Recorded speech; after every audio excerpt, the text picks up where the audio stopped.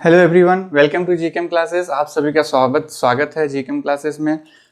आज हम लोग डील करने वाले हैं कोऑर्डिनेशन केमिस्ट्री का। हम लोग एडवांस लेवल में पहुंच चुके हैं और हम लोग डील करने वाले हैं एप्लीकेशन ऑफ सीएफएससी।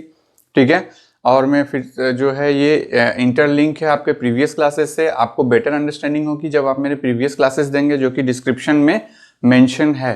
ठीक है, तो आज हम लोग जो डिस्कस करने वाले हैं सीएफएससी में आयनिक रेडियस, और इन डिटेल डिस्कस करेंगे कि आयनिक रेडियस क्यों घटता है या क्यों बढ़ता है ना, वो कॉज के साथ। फिर हम लोग डील करेंगे हाइड्रेशन एनर्जी में क्या इफेक्ट होता है, फिर लैटिस एनर्जी में क्या चेंजेस होता है, या लैटिस एनर्जी के कारण हमारे कॉम्प्लेक्स में क्या क्या चेंजेस होते हैं ना, सारा चीज़ हम लोग डील करेंगे।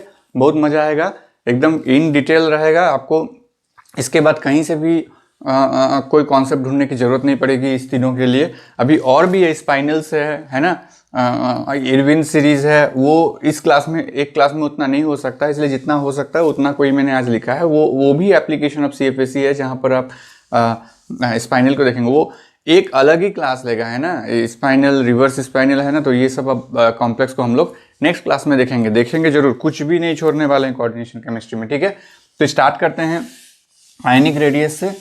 ठीक है, कि कैसे ये आपको मतलब कि क्या क्या इफेक्ट ये दिखाता है, उसको देखते हैं।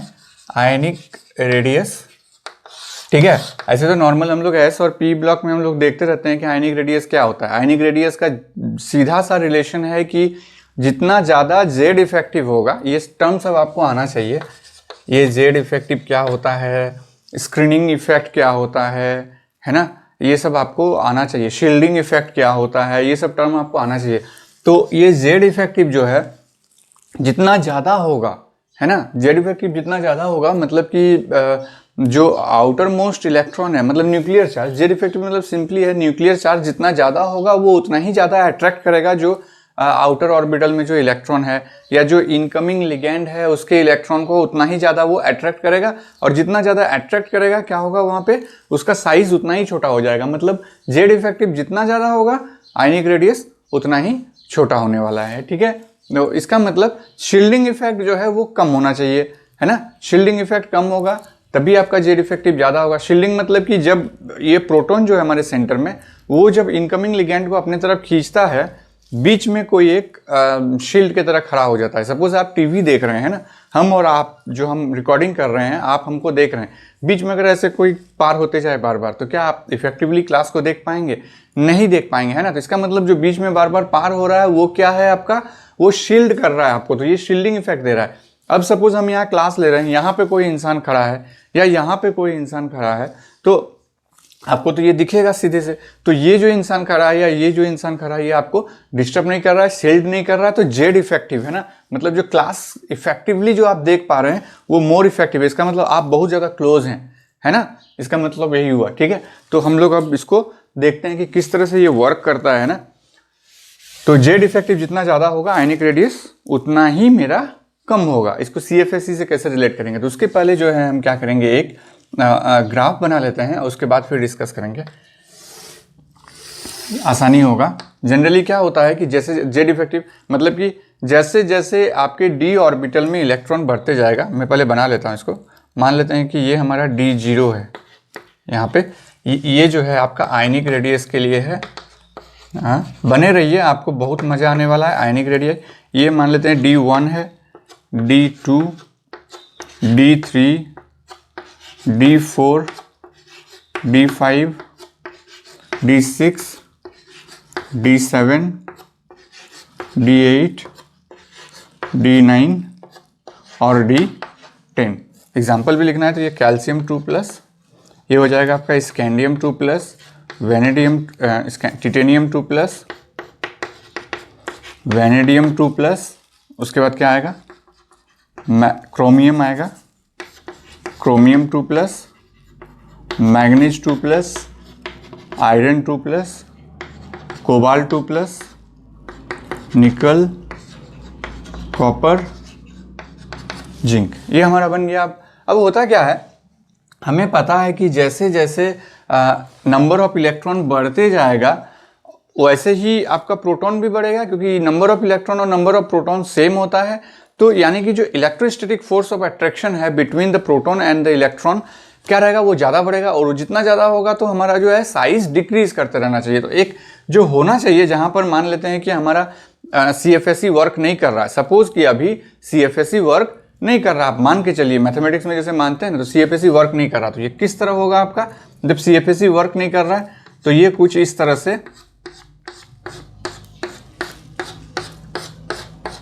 आयनिक रेडियस का साइज घटते जाएगा। मतलब जो D1 का साइज रहेगा आयनिक रेडियस का, R का वैल्यू, ये R का वैल्यू है आयनिक रेडियस, और जो D10 का रहेगा आप देखेंगे D10 छोटा होगा और DR, और ये इस तरह से स्ट्रेट लाइन से घटते जाएगा, है ना।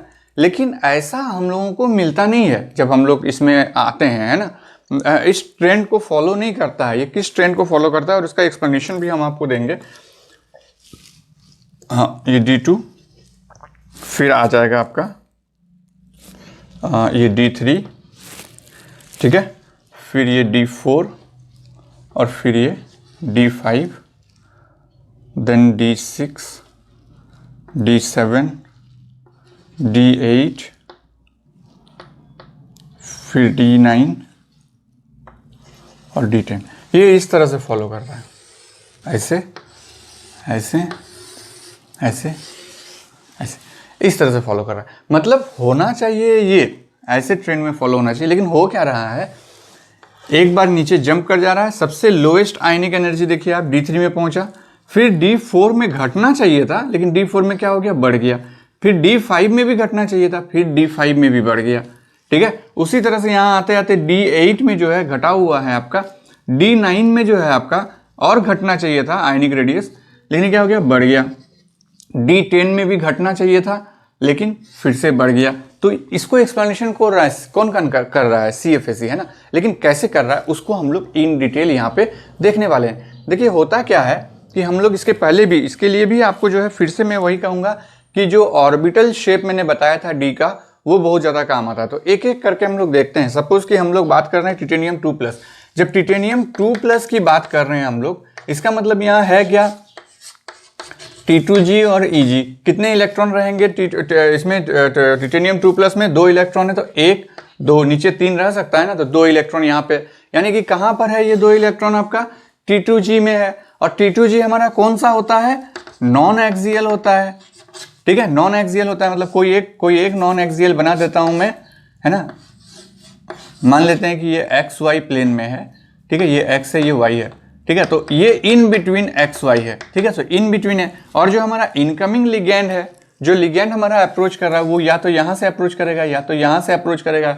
जो भी अप्रोच कर रहा है ये, या तो ये जो ऊपर है यहाँ से अप्रोच कर रहा है, लेकिन वो इस लिगेंड से नज़दीक है, लिगेंड से नज़दीक है, लेकिन लिगेंड में पॉइंट नहीं कर रहा है ना। मैंने यही चीज़ एक्सप्लेन किया था। और जब पॉइंट नहीं कर रहा है तो यहाँ रिपल्शन ज़्यादा नहीं होगा, तो स्प्लिटिंग भी ज़्यादा नहीं होगा, करेक्ट। और ये कहाँ रहेगा आपका, लोअर द एनर्जी में रहेगा, है ना। तो जहाँ पर ये आपका मान लेते हैं कि यहाँ पॉइंट नहीं कर रहा है, ये लिगेंड से क्या हो रहा है, जो ये इनकमिंग लिगेंड आ रहा है, ये जो ऑर्बिटल है जहाँ पर ये 2 इलेक्ट्रॉन मौजूद है, वो साइड में है। इसका मतलब ये इसके और इस जो हमारा न्यूक्लियस है उसके बीच में कोई भी शील्डिंग इफेक्ट नहीं आ रहा है। और जब शील्डिंग इफेक्ट नहीं आ रहा है तो ये लिगेंड, जो इनकमिंग लिगेंड है, वो न्यूक्लियस के बहुत ज़्यादा नज़दीक हो जाता है। फिर से मैं बता रहा हूँ, ध्यान से सुनिएगा। ये लिगेंड जो है हमारा नॉन एक्सियल है, और नॉन एक्सियल लिगेंड हमारा कहाँ रहता है, इन बिटवीन एक्सिस पे। और हमारा जो इनकमिंग लिगेंड है वो एक्सिस के थ्रू आ रहा है, ठीक है। तो जब वो एक्सिस के थ्रू आ रहा है तो उस लिगेंड का और हमारा जो न्यूक्लियस है ना, लिगेंड में कौन सा चार्ज रहता है, नेगेटिव, है ना। या इलेक्ट्रॉन डेंसिटी रहेगा, अगर लोन पेयर आ रहा है तो फिर भी तो वो नेगेटिवली रहता है ना, एक तरह से वो प्रोटॉन की ओर ही अट्रैक्ट होता है। तो जब ये यहाँ पे आएगा तो यहाँ पर क्या होगा, ये प्रोटॉन इसको ज़्यादा अट्रैक्ट करेगा, मतलब ये प्रोटॉन के ज़्यादा नज़दीक जाएगा, और प्रोटॉन के ज़्यादा नज़दीक जाने के क्रम में क्या होगा, उसका साइज घटेगा। तो यानी कि T2G में साइज जो है घटा। तो देखिए जो नॉर्मल हम एक्सपेक्ट कर रहे थे, ये लाइन उससे भी नीचे घट गया, इतना नीचे घट गया, है ना। अब आ जाते हैं D3 में। अगर हम लोग D3 की बात करेंगे, कौन सा है, V2, वेनेडियम 2+। वेनेडियम 2+ में क्या होता है, सब यहीं पे एक्सप्लेनेशन होगा आपका, T2G और EG। यहाँ 1 2 3 इलेक्ट्रॉन है ना। तो 3 इलेक्ट्रॉन है, देखिए तीनों के तीनों आपका नॉन एक्सियल में है, ठीक है। 3 इलेक्ट्रॉन बढ़ने से क्या होगा, है तो वो नॉन एक्सियल में, लिगैंड जो अप्रोच कर रहा है वो एक्सियल के थ्रू अप्रोच कर रहा है, लेकिन इस 3 इलेक्ट्रॉन जो बढ़ा है मेरा, 1 इलेक्ट्रॉन और जो बढ़ा है, इसके कारण क्या होगा, हमारा प्रोटॉन भी तो एक बढ़ गया। इसका मतलब जिस वे से ये टिटेनियम अट्रैक्ट कर रहा था, यहाँ पर एक प्रोटॉन ज्यादा बढ़ा हुआ है ना उसको अट्रैक्ट करने के लिए, लेकिन जो नंबर ऑफ इलेक्ट्रॉन बढ़ा वो कोई रोल प्ले नहीं कर रहा है, वो शील्डिंग कर ही नहीं रहा है, क्योंकि वो आपका इन बिटवीन एक्सिस में पड़ा हुआ है ना। जब आप डी ऑर्बिटल का शेप देखेंगे, ये सब कहाँ आ रहा है, आपका नॉन एक्सियल में आ रहा है ना, नॉन एक्सियल में आ रहा है, तो ये कोई रिपल्शन उतना ज्यादा दे नहीं रहा है, और ये जो इनकमिंग लिगैंड है वो न्यूक्लियस के बहुत नजदीक होते जा रहा है ना, तो नजदीक हो रहा है तो इसका साइज और घटेगा। तो देखिए वही हुआ, D3 का साइज और घटा, आयनिक रेडियस है ना, और यहां से बहुत ज्यादा दूर हो गया, ठीक है, जो नॉर्मल ट्रेंड फॉलो करना चाहिए वहां से बहुत ज्यादा दूर हो गया। अब D4 में घटने का कारण क्या है वो भी देख लेते हैं। क्रोमियम 2+, देखते हैं क्रोमियम 2+ का किस तरह से होगा। ये आपका T2G, सब हम लोग हाई स्पिन के बारे में देख रहे हैं ना, हाई स्पिन में देख रहे हैं। ये Eg हो गया, कितना है, 4 इलेक्ट्रॉन है, तो 1 2 3 4, तो यानी कि इसका कॉन्फ़िगरेशन अगर लिखना है तो ऐसे लिखेंगे T2G3 Eg1। अब देखिए जो नेक्स्ट इलेक्ट्रॉन आया वो हमारा कहाँ आया, Eg में, और Eg हमारा क्या है, एक्सियल है, ये नॉन एक्सियल है ना। तो जब नॉन एक्सियल में जब तक आ रहा था कोई दिक्कत नहीं हो रहा था हमारा, है ना, क्योंकि नॉन एक्सियल है तो जो लिगैंड है वो एक्सिस के थ्रू आ रहा है, तो वो उसको बीच में कोई शील्डिंग नहीं मिल रहा है, इस इलेक्ट्रॉन के, नॉन एक्सियल इलेक्ट्रॉन के कारण कोई शील्डिंग इसको नहीं मिलेगा, तो यहां पर वो नजदीक होना चाहेगा। तो अगर ये इलेक्ट्रॉन नहीं रहता तो इसी के बराबर होता है इसका, है ना। लेकिन जब Eg में एक इलेक्ट्रॉन आ गया तो Eg में कौन सा है मेरा, Dx2Y2 और Dz2, तो हम Dx2Y2 को बनाते हैं, ये हो गया X2Y2, है ना, X और Y, तो ये कौन सा हो गया मेरा Dx2Y2, या Dz2 भी बनाएंगे तो भी आप बना सकते हैं, ये X और ये Z, जो भी बनाना है बनाइए। अब देखिए ये एक्सिस में है तो लिगैंड हमारा एक्सिस के थ्रू ही अप्रोच करता है, लिगैंड हमारा एक्सिस के थ्रू ही अप्रोच किया, तो जब लिगैंड हमारा एक्सिस के थ्रू अप्रोच किया तो क्या होगा, यहाँ पर ये जो है इलेक्ट्रॉन, इसमें जो पड़ा हुआ है इलेक्ट्रॉन, जो ये Eg का इलेक्ट्रॉन है, ये क्या करेगा, इस इनकमिंग भी तो हमारा इलेक्ट्रॉन ही है, चाहे वो नेगेटिवली चार्ज हो या न्यूट्रल हो, आ तो रहा है इलेक्ट्रॉन ही, ये इलेक्ट्रॉन इस इलेक्ट्रॉन को रिपल्शन देगा। रिपल्शन के कारण क्या होगा, ये क्या न्यूक्लियस के नजदीक पहुंच पाएगा, नहीं पहुंच पाएगा, इसलिए क्या होगा, न्यूक्लियस से इसका दूरी थोड़ा सा बना हुआ रहेगा, लेकिन जैसे जैसे यहाँ पे नंबर ऑफ इलेक्ट्रॉन बढ़ते जाएंगे रिपल्शन भी उतना बढ़ते जाएगा और उसका साइज क्या हो जाएगा, और बढ़ते जाएगा, है ना, आयनिक रेडियस का। इसीलिए देखिए D4 का साइज D3 से थोड़ा बड़ा हुआ है। अगर हम इसको आगे खींचेंगे, ये यहाँ आ रहा है, इसको आगे खींचेंगे, ये यहाँ आ रहा है, तो यहाँ से यहाँ तक इसका रेडियस हुआ D3 का, और D4 का यहाँ से यहाँ तक हो गया साइज। क्यों बढ़ गया, क्योंकि ये अब एक्सियल में आने लगा, और जब एक्सियल में आने लगा तो रिपल्शन बढ़ रहा है, लिगैंड जो अप्रोच कर रहा है एक्सिस से, तो रिपल्शन बढ़ रहा है, मतलब शील्डिंग इफेक्ट हो रहा है, मतलब जेड इफेक्टिव कम हो रहा है, ठीक है। तो हम लोग रिलेशन डायरेक्टली लिखेंगे बाद में, है ना, जो आपको एग्जाम के लिए रिवीजन के लिए जरूरत होगा वो रिलेशन बाद में लिखेंगे, बट पहले इन डिटेल तो समझ जाइए कि ये होता क्या है ना, सिर्फ उसको याद कर लेने से तो नहीं होगा ना। ये हो गया आपका इसका D4 का। अब ये इस लाइन को कैसे, मतलब कि ये जो हमने एक स्टैंडर्ड लाइन खींचा था कि ये इस तरह से कम होना चाहिए D5 का, तो ये इसी को कैसे टच कर रहा है, देखिए D0 टच कर रहा है, D5 टच कर रहा है और D10 टच कर रहा है। तो हम लोग D5 के लिए देखेंगे कि क्यों टच कर रहा है ये, तो हम लोग यहाँ पर कौन सा, मैग्नीज 2+, हाँ D5 मैग्नीज 2+, मैग्नीज 2+ में कितना है, D5 इलेक्ट्रॉन है, हाई स्पिन, तो हम लोग क्या देखेंगे, T2G और Eg 1 2 3 4 5, है ना, 5 हो गया। अब आप देखिए Eg में एक इलेक्ट्रॉन था, यहां Eg में 2 इलेक्ट्रॉन आ गया, तो रिपल्शन और ज्यादा बढ़ेगा, और ज्यादा बढ़ने के कारण क्या होगा, इसका जो सेंटर से, मतलब पॉजिटिव सेंटर जो है वहां से लिगैंड का दूरी बढ़ जाएगा। अब बढ़ जाएगा तो वो इस लाइन पे आके रुक गया। इसका एक और कारण है कि इसके सारे d ऑर्बिटल में इलेक्ट्रॉन भरे हुए हैं, है ना, और उसके रिपल्शन के कारण जो मैक्सिमम दूरी जाना था उतना ही जा सका, इससे ज्यादा नहीं जा सकेगा। जैसे ही 6 इलेक्ट्रॉन आप भरेंगे वो वापस T2G में आएगा, है ना, और T2G में आने के क्रम में क्या होगा, वो फिर से जो है ये नेक्स्ट इलेक्ट्रॉन आपका नॉन एक्सियल में आ जाएगा, और नॉन एक्सियल में आने के कारण क्या करेगा, ये साइज को फिर से डिक्रीज करेगा, क्योंकि नंबर ऑफ प्रोटॉन बढ़ा ना, नंबर ऑफ इलेक्ट्रॉन बढ़ने से नंबर ऑफ प्रोटॉन बढ़ा, लेकिन जो नंबर ऑफ इलेक्ट्रॉन बढ़ा वो कहां पर बढ़ा, आपका नॉन एक्सियल में बढ़ा, तो आपको थोड़ा सा तो नजदीक होगा उसके पहले से। तो ये वाला जो है लाइन में आपका D5 आकर के रुक गया, क्योंकि ये आपका जो आयन के चारों ओर जो आपका लिगेंड है वो मतलब क्या स्फेरिकली डिस्ट्रीब्यूटेड है ना, क्योंकि सब इलेक्ट्रॉन वहाँ पर मौजूद है, तो सारा इलेक्ट्रॉन जो है स्फेरिकली डिस्ट्रीब्यूटेड है। अब इसको रिलेशन कराएंगे हम लोग CFSE से। अगर आप देखेंगे सबका CFSE अगर आप कैलकुलेट करेंगे, जब 2 इलेक्ट्रॉन रहेगा तो CFSE क्या होगा, हम लोग किससे मल्टीप्लाई करते हैं उसको, -0.4 से। तो यहाँ इसका क्या हो जाएगा, -8 डेल्टा ऑक्टाहेड्रल। उसके बाद वेनेडियम का क्या होगा, देखिए CFSE से कैसे रिलेशन आएगा। अब मैग्नीट्यूड को लिखिए, माइनस को नहीं लिखना है तो नहीं भी लिख सकते हैं। यहाँ पर 3 है, इसका मतलब -1.2 डेल्टा ऑक्टाहेड्रल आ जाता है। यहाँ पर 3 है और यहाँ पर एक माइनस हो जाएगा, तो -1.2 से एक चला गया 0.6, तो यहाँ -0.6 डेल्टा ऑक्टाहेड्रल हो जाएगा। और कौन सा निकाले थे, क्रोमियम के बाद मैंगनीज का निकाले थे। इसके लिए देखिए क्या आएगा, नीचे में 3 है तो -1.2 होगा, और ऊपर में 2 है तो +1.2 होगा। तो यहाँ पर क्या हो जाएगा, CFSE 0 डेल्टा ऑक्टाहेड्रल। तो देखिए क्या हो रहा है, जब -0.8 ऑक्टाहेड्रल था तो ये वैल्यू था, ये वैल्यू जैसे ही बढ़ा, CFSE का वैल्यू बढ़ा, आपका आयनिक रेडियस घटा।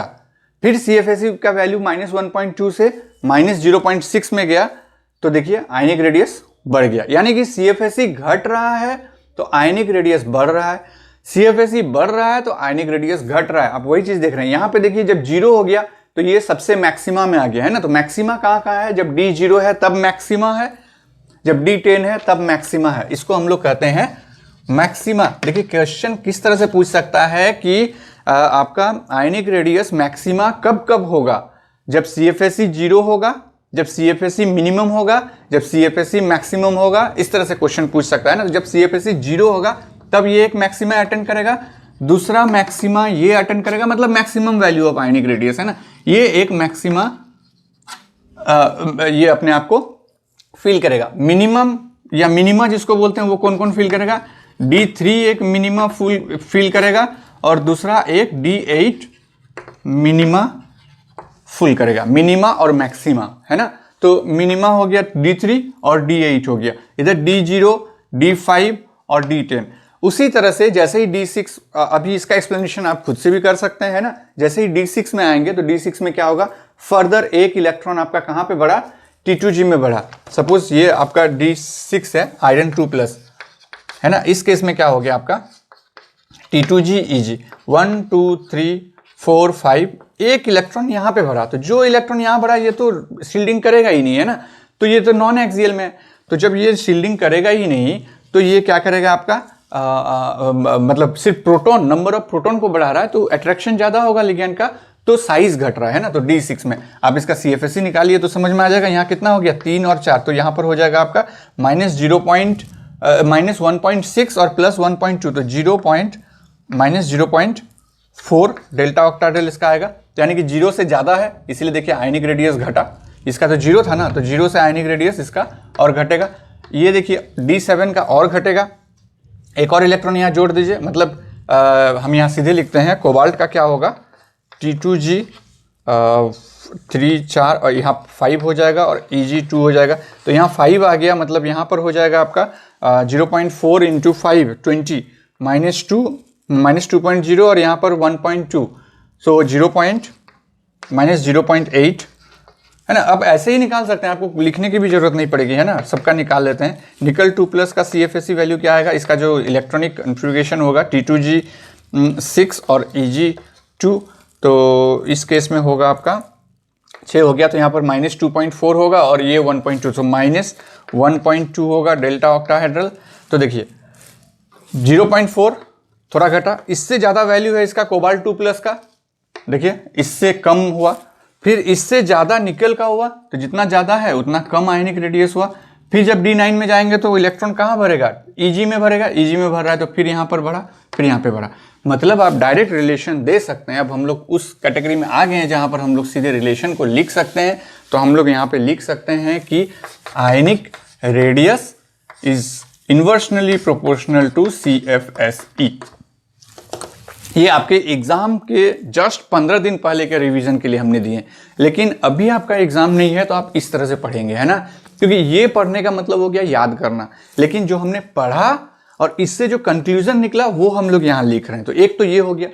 फिर और क्या लिख सकते हैं हम लोग, ionic radius is directly proportional to your मतलब जेड इफेक्टिव जितना ज़्यादा हो रहा था आयनिक रेडियस उतना ही कम हो रहा था, तो ये इन्वर्सनली प्रोपोर्शनल ही होगा जेड इफेक्टिव का। ठीक है, और क्या लिख सकते हैं, ionic radius is directly proportional to your shielding effect. जितना ज़्यादा शील्डिंग इफेक्ट होगा आयनिक रेडियस उतना ही ज़्यादा होगा, या जितना कम शील्डिंग इफेक्ट होगा आयनिक रेडियस उतना ही कम होगा। मतलब वो डायरेक्ट रिलेशन है। और भी कोई रिलेशन इसमें हम लोग डाल सकते हैं, फिलहाल के लिए तो नहीं डाल सकते हैं। तो ये आयनिक रेडियस का हो गया आपका। ठीक है, अब उसके बाद क्योंकि देखिए सारा चीज़ आपका जो ये ऑर्बिटल है यही बताएगा कि क्यों हो रहा है एनर्जी ज़्यादा, क्यों हो रहा है एनर्जी कम, सारा चीज़ यही बताएगा। ठीक है,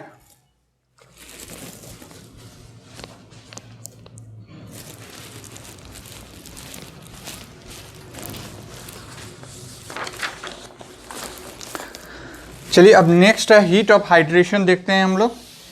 यहाँ पर कोई डाउट है तो आप हमको पूछ सकते हैं। देखिए इन डिटेल पढ़िए, ये सब शॉर्टकट जो है इसको आप एग्जाम के जस्ट पहले रिवीजन करने के लिए रखिए, है ना। अभी जब टाइम है तो आप इसको इसी तरह से पढ़िए जैसे पढ़ा रहे हैं, है ना। इसको ऐसे ही पढ़ते रहिए। आपको इस तरह का क्लासेस बहुत मुश्किल से यूट्यूब में मिलेगा जो इतना डिटेल में होगा, है ना। जो भी रहेंगे वो आपको चाहेंगे कि शॉर्टकट में आपको बताते जाए, लेकिन शॉर्टकट पढ़ेंगे तो आपको याद करना होगा। एक गुड रिसर्चर आप नहीं बन सकते। मतलब आपने क्वालिफाई तो कर लिया IIT JEM, आपने क्वालिफाई तो कर लिया गेट, आपने क्वालिफाई कर लिया CSIR, उसके बाद का एनालिटिक्स बहुत मुश्किल हो जाता है। एनालिसिस करना, एनालिटिक्स, लॉजिक प्ले, क्योंकि वहाँ पर आपको इन डिटेल नॉलेज होना जरूरी है किसी भी टॉपिक का।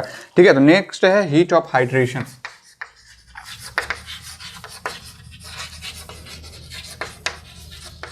हीट ऑफ हाइड्रेशन आप जो है हमारा टेस्ट सीरीज को ज्वाइन कर सकते हैं, जहां से आप जो भी पढ़ रहे हैं इस पर्टिकुलर पेपर का, पर्टिकुलर टॉपिक का, आप वहां पर टेस्ट दीजिए और फिर देखिए कि आप किस जगह में खड़े हैं, मतलब कि क्वेश्चन सॉल्व हो रहा है या नहीं हो रहा है ना, वो चीज़ देख सकते हैं। और आपका जो है कमिंग मंडे से जो है आपका गेट का भी क्लासेस शुरू हो रहा है। ठीक है, तो इनरोल कीजिए, अभी कुछ डिस्काउंट चल रहा है और ये डिस्काउंट सिर्फ आपका संडे तक ही है, उसके बाद नहीं मिलने वाला है ना।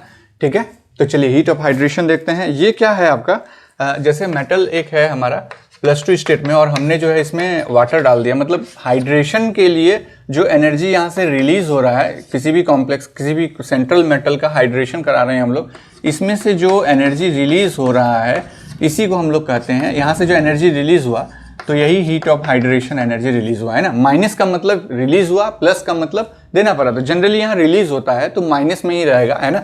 ये हीट ऑफ हाइड्रेशन यहाँ से निकल के बाहर जाती है, तो यहाँ पर ये +2 स्टेट में ही रहेगा, क्योंकि वाटर जो है वो एक्वा जो है वो न्यूट्रल लिगेंड है, तो यहाँ पर ये इसी तरह से रहेगा, है ना। तो इसमें हम लोग देखते हैं, सबसे पहले ग्राफ बनाएंगे फिर डिस्कस करेंगे, और बिल्कुल आसान है, जैसे वो डिस्कस किया था उसी तरह से हम लोग, हमको वो ग्राफ मिटाना नहीं चाहिए था, है ना। तो यहाँ पर हीट ऑफ हाइड्रेशन, हाँ हीट ऑफ हाइड्रेशन है, तो हाइड्रेशन एनर्जी हमने लिखा, ठीक है, हाइड्रेशन एनर्जी हमने लिखा, कोई बात नहीं। ये D0 है, अब नहीं मिटाएंगे इसको, इसके बाद वाला में भी काम आ जाएगा।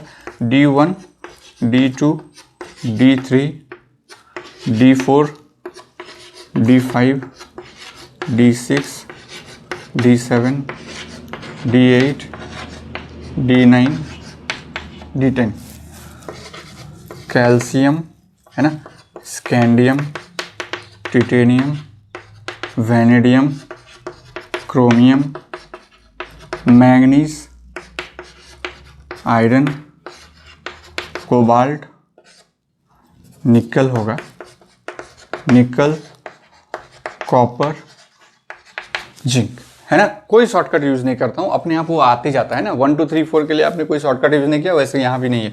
अब यहाँ हीट ऑफ हाइड्रेशन जो है ना, ये क्या होता है आपका, जितना ज़्यादा ये न्यूक्लियस के नज़दीक होगा, हीट ऑफ हाइड्रेशन क्या होगा हमारा, उसका उतना ही ज़्यादा बढ़ेगा।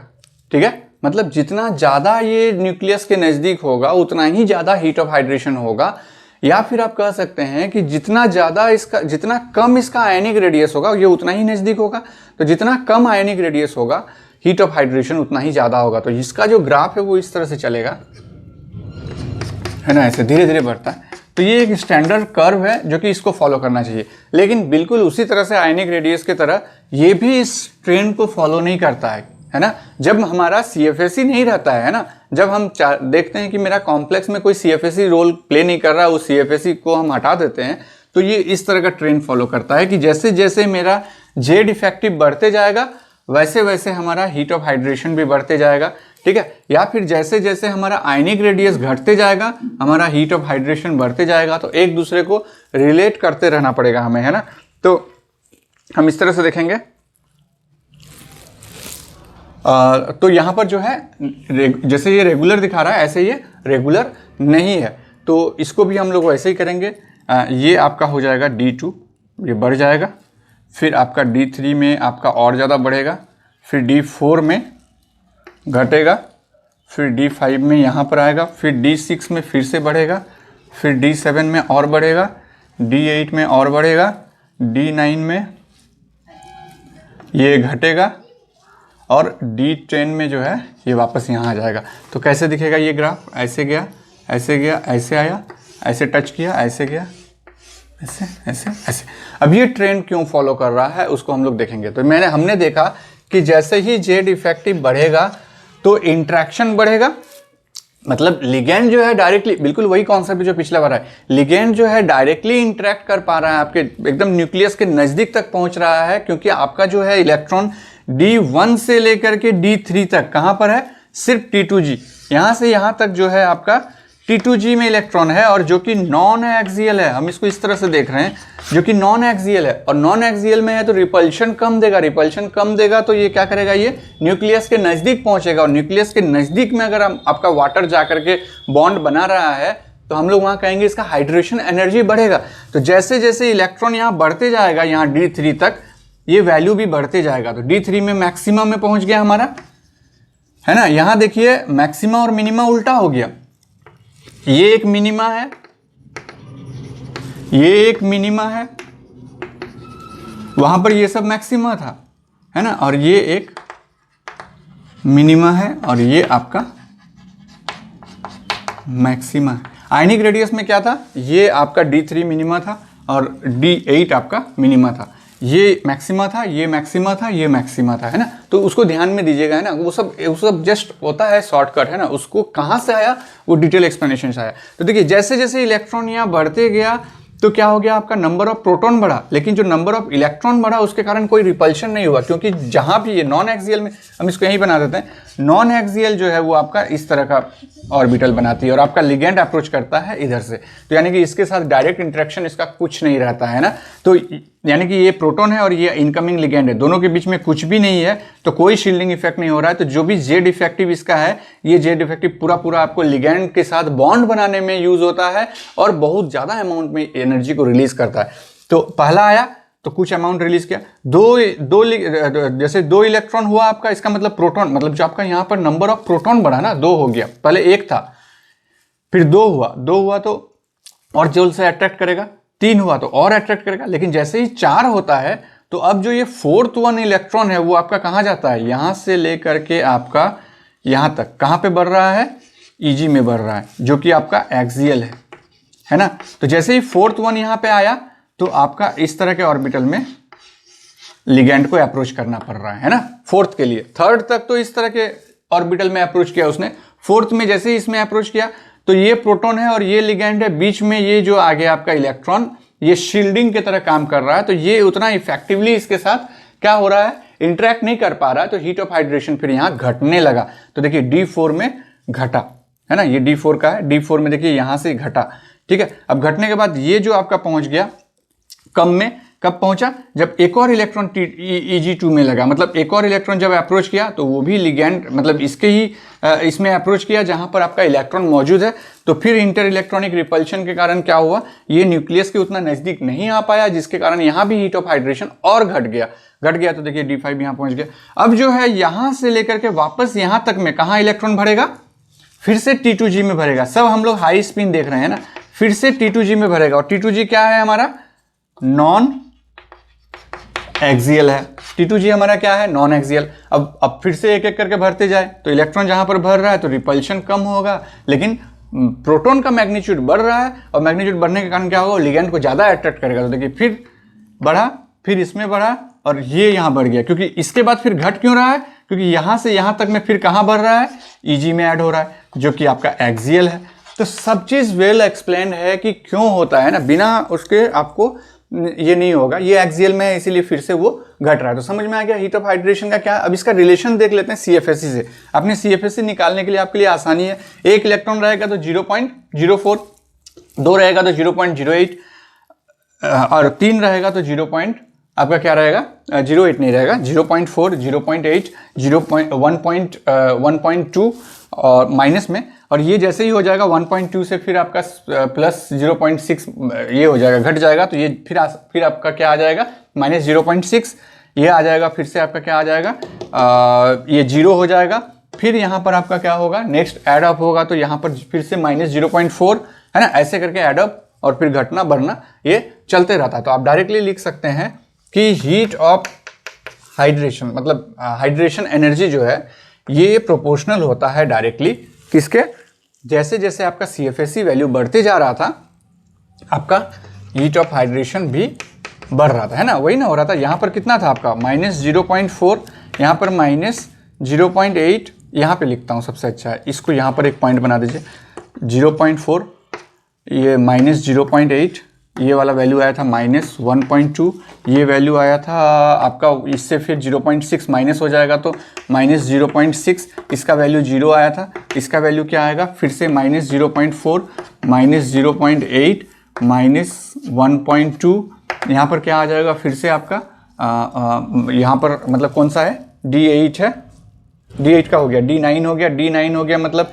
6 इधर हो जाएगा 24 और इधर ईजी में 1 जाएगा मतलब 18, तो 0.6 आएगा आपका, है ना, वही इसी चीज़ को रिपीट करेगा, माइनस 0.6 और ये 0 हो जाएगा। देखिए जैसे जैसे सीएफएससी का वैल्यू बढ़ा ये भी बढ़ा, सीएफएससी घटा तो ये घटा, एकदम घट गया तो ये इस ट्रेंड को फॉलो किया, है ना। इस ट्रेंड को कब फॉलो कर रहा है, जब D0 रहेगा, D5 रहेगा और D10 रहेगा, मतलब सीएफएससी वैल्यू जब 0 रहेगा तभी वो इस ट्रेंड को फॉलो कर रहा है, अदरवाइज ये जिग-जैग फैशन में ये फॉलो कर रहा है ना। तो सीएफएससी के ये फिर हाइड्रेशन एनर्जी किसके प्रोपोर्शनल रहेगा, आपका जेड इफेक्टिव, मतलब जितना ज़्यादा जेड इफेक्टिव बढ़ रहा है उतना ही ज़्यादा आपका हाइड्रेशन एनर्जी हो रहा है। तो आप इसको जेड इफेक्टिव के डायरेक्ट प्रोपोर्शनली कर सकते हैं। हाइड्रेशन एनर्जी इन्वर्सनली प्रोपोर्शनल हो गया आपका शील्डिंग इफेक्ट का।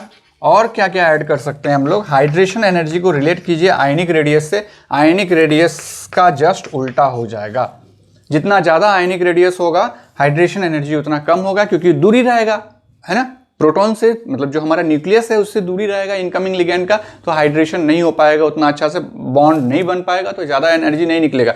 लेकिन जैसे ही ये रेडियस छोटा होगा हाइड्रेशन एनर्जी हमारा बढ़ जाएगा। तो इस तरह का रिलेशन है, देखिए इसको।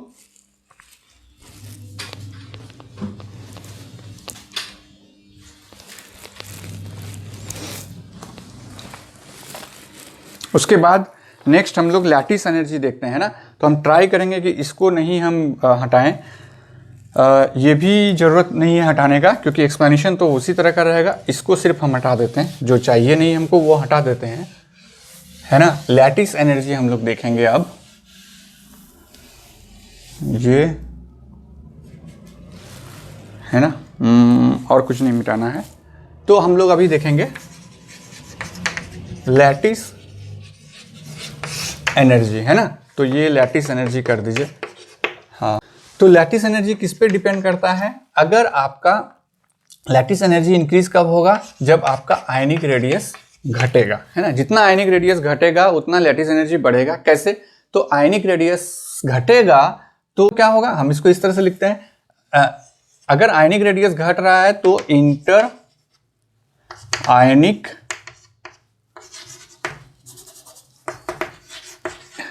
इंट्रैक्शन लिखेंगे, है ना, ये बढ़ जा रहा है, देख रहे हैं। तो लैटिस एनर्जी क्या है, आयनिक रेडियस घटेगा तो इंटर आयनिक इंट्रैक्शन बढ़ेगा, इंटर आयनिक इंट्रैक्शन बढ़ेगा तो आयन एक अच्छे से बन पाएगा, और वो आयन जो आपका जो क्रिस्टल बनेगा, जो क्रिस्टल बनना है वो जितना अच्छा से इंटर आयनिक इंट्रैक्शन होगा उतना अच्छा से वो लैटिस क्रिस्टल बनेगा, है ना। तो इसका मतलब यही हुआ कि आयनिक रेडियस घटते हुए जाए तो हमारा लैटिस एनर्जी इंक्रीज होते हुए जाए, क्योंकि हमारा इंटर आयनिक इंट्रैक्शन क्या होगा, बढ़ते हुए जाएगा, है ना। तो बिल्कुल वैसा ही है, देखिए कि जब हमारा पहला इलेक्ट्रॉन आया कहाँ पर, T2G में, यानी कि इन बिटवीन एक्सिस आया, तो यहाँ पर जो इनकमिंग लिगेंड है उसके लिए ये प्रोटॉन ज़्यादा अवेलेबल रहा, तो ये इसको खींच लेगा और इसके बीच में, इस प्रोटॉन का और इनकमिंग लिगेंड के बीच का जो इंटर आयनिक इंट्रैक्शन है वो मैक्सिमम हो पाएगा, क्योंकि बीच में कोई शील्डिंग नहीं हो रहा है ना। तो ये जब मैक्सिमम हो पाएगा तो क्या होगा, ये बढ़ जाएगा। जो ये एक ट्रेंड है इसको नहीं फॉलो करेगा, है ना। नॉर्मल जो आपका ये रेगुलर इस तरह से बढ़ना चाहिए लैटिस एनर्जी, उसको नहीं फॉलो करेगा, है ना, क्योंकि CFSE यहाँ पर वर्क कर रहा है, जिसके कारण वो उसको फॉलो नहीं कर रहा है। तो ये बढ़ा, फिर जैसे 2 इलेक्ट्रॉन, दूसरा इलेक्ट्रॉन भी आया, लेकिन वो भी कहाँ पे आया आपका, मतलब जो दूसरा इलेक्ट्रॉन है वो भी कहाँ प्रेजेंट है, आपका इन बिटवीन एक्सिस में प्रेजेंट है। इसका मतलब जो इनकमिंग लिगेंड आ रहा है उस पर कोई इफेक्ट नहीं कर रहा है ना, इसलिए वो बढ़ गया, क्योंकि नंबर ऑफ प्रोटॉन बढ़ा ना। नंबर ऑफ प्रोटॉन बढ़ा तो इंट्रैक्शन भी, जो इंटर आयनिक इंट्रैक्शन है वो भी बढ़ गया। तो यहाँ पर लैटिस एनर्जी का वैल्यू बढ़ गया। यहाँ पर देखिए 3 इलेक्ट्रॉन बढ़ा, मतलब 3 और प्रोटॉन बढ़ा, लेकिन इलेक्ट्रॉन कहाँ बढ़ा, इन बिटवीन एक्सिस में। प्रोटॉन तो हमारा सेंटर में ही बढ़ेगा, तो वो उस लिगेंड को और ज्यादा इंटरेक्ट करने लगा, तो इंटर आयनिक इंट्रैक्शन बढ़ा, तो ये एनर्जी भी बढ़ गया लैटिस एनर्जी का। बिल्कुल उसी तरह से जब यहाँ 0 में पहुंचा तो आपका जो लैटिस एनर्जी है, लैटिस एनर्जी 0 नहीं हुआ, वो मिनिमा में पहुंचा, मतलब जो ट्रेंड को फॉलो करना चाहिए उसमें पहुंचा। तो यहाँ लैटिस एनर्जी 0 नहीं है, ये CFSE 0 है। तो आप इसको भी ऐसे लिख सकते हैं कि जो लैटिस, एक्सप्लेनेशन यही है जो अभी 2 बार में देखा, बार बार एक ही चीज को कहूंगा तो वो रिपीट हो जा रहा है ना। इसके अलावा भी अगर आपको डाउट है तो आप हमको पूछ सकते हैं। मेन ये वाला है कि किस पे अटैक कर रहा है ना। तो लैटिस एनर्जी को हम लोग एक तो लिख दिए हम लोग, ये आयनिक रेडियस के इन्वर्सली प्रोपोर्शनल होता है। लैटिस एनर्जी आपका इंटर आयनिक इंट्रैक्शन के डायरेक्टली प्रोपोर्शनल होता है। लैटिस एनर्जी आपका डायरेक्टली प्रोपोर्शनल होता है CFSE का। तो लैटिस एनर्जी डायरेक्टली प्रोपोर्शनल हो रहा है हाइड्रेशन एनर्जी का। ये कहाँ से हो रहा है, ये कहीं याद करने की जरूरत नहीं है, बस आप देख लीजिए इसका कॉन्सेप्ट क्या है, आयनिक रेडियस का कॉन्सेप्ट क्या है और लैटिस एनर्जी का कॉन्सेप्ट क्या है, इजीली आपका मिल जाएगा। और भी क्या क्या हम लोग लिख सकते हैं, lattice energy is directly proportional to Z effective. जितना ज्यादा जेड इफेक्टिव होगा उतना ही ज्यादा इंटर आयनिक इंट्रैक्शन होगा, वो उतना ही ज्यादा क्या करेगा आपका अच्छे से फॉर्म करेगा बॉन्ड, और लैटिस एनर्जी हमारा इंक्रीज कर जाएगा, है ना। तो इसका मतलब एक और चीज दे सकते हैं ये सबको कि स्टेबिलिटी के साथ जोड़ सकते हैं ना। तो आप कह सकते हैं कि जिसका ज्यादा लैटिस एनर्जी होगा उतना ही ज्यादा ये स्टेबल होगा, स्टेबिलिटी भी वही होगा। बिल्कुल उसी तरह से हम लोग वहां नहीं लिखे थे, तो हाइड्रेशन एनर्जी भी स्टेबिलिटी के डायरेक्टली प्रोपोर्शनल है ना, हाइड्रेशन एनर्जी भी। और तो आयनिक रेडियस जो है वो आपका इन्वर्सनली प्रोपोर्शनल होगा स्टेबिलिटी की, ठीक है। ये सब कहीं से नहीं आ रहा है मेरे दिमाग में, जो अभी तक हम लोगों ने डिस्कस किया है वो सबसे आ रहा है। देखिए आयनिक रेडियस अगर बढ़ेगा तो CFSE वैल्यू मेरा क्या हो रहा था, घट रहा था, तो CFSE वैल्यू घट रहा था तो स्टेबिलिटी भी घटेगा। आयनिक रेडियस कम हो रहा था तो हमारा क्या हो रहा था, CFSE वैल्यू बढ़ रहा था। आयनिक रेडियस कम होने से CFSE बढ़ रहा था, CFSE बढ़ेगा तो स्टेबिलिटी भी बढ़ेगा, है ना। तो उस तरह से ये कॉन्सेप्ट सब आया। लैटिस एनर्जी में और भी कुछ डाल सकते हैं आप क्या, लैटिस एनर्जी के साथ आयनाइजेशन एनर्जी को रिलेट कर दिए, हाइड्रेशन एनर्जी को कर दिए, जेड इफेक्टिव को, स्टेबिलिटी को, CFSE को। लैटिस एनर्जी को आप रिलेट कर दीजिए 1/, सील्डिंग इफेक्ट। जितना ज्यादा सील्डिंग इफेक्ट होगा उतना कम जेड इफेक्टिव होगा, तो उतना ही कम लैटिस एनर्जी होगा। तो इस तरह से जो है हम लोग इसको बनाते हैं, है ना। तो आप जो है सॉल्व कीजिए खुद से, जो भी एग्जांपल मिल रहा है उसको सॉल्व करते जाइए। जो कॉन्सेप्ट है वो मैंने बता दिया है। अभी बचा हुआ आपका स्पाइनल, उसमें और ज़्यादा मजा आएगा, है ना। और फिर हम लोग एग्जांपल सॉल्व करेंगे इसका, है ना। तो उसके लिए इंतजार कीजिए और ट्राई कीजिए। अगर आप गेट की तैयारी कर रहे हैं या जैम की तैयारी कर रहे हैं, जैम के बैच ऑलरेडी शुरू हो चुकी है, गेट का बैच अगले मंडे से शुरू हो रहा है, यानी कि 27 से शुरू हो रहा है। तो आप ट्राई कीजिए, इसी वीक में ज्वाइन कीजिए। इस वीक में ज्वाइन करेंगे तो आपको प्राइस कम लगेगा, नेक्स्ट वीक में क्लास शुरू होने के बाद थोड़ा सा प्राइस बढ़ जाएगा, है ना। तो फिर आप जो है देखते रहिए हमारे क्लास को, एंजॉय कीजिए कॉन्सेप्ट को और ट्राई कीजिए मैक्सिमम प्रॉब्लम, मैक्सिमम क्वेश्चन, है ना, मैक्सिमम कॉन्सेप्चुअल क्वेश्चन आप सॉल्व करें, है ना। So thank you very much.